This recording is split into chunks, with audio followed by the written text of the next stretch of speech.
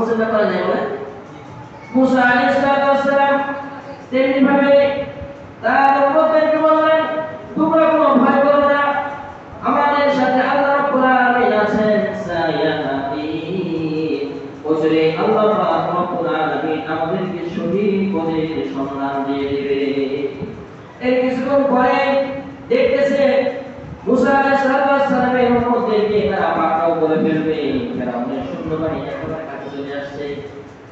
আল্লাহ পাক রব্বুল আলামিন মুসা আলাইহিস সালামের কাছে ওহী নাযিল করে জানিয়ে দিলেন, فأوحينا إلى موسى أن اضرب بعصاك البحر فانفلق فكان كل فرق كالطود العظيم.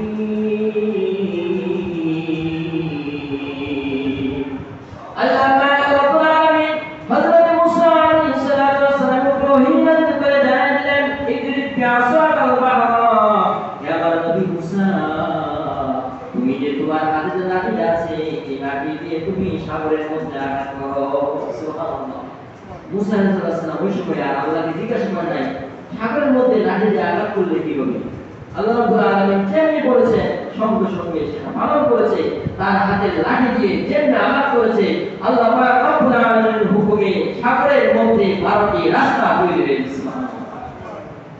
আল্লাহ রাব্বুল আলামিন সেটা করলেন, ফানফালাকা ফাকানা কুল্লু ফিরকিন কাত-তাউদিল আযীম।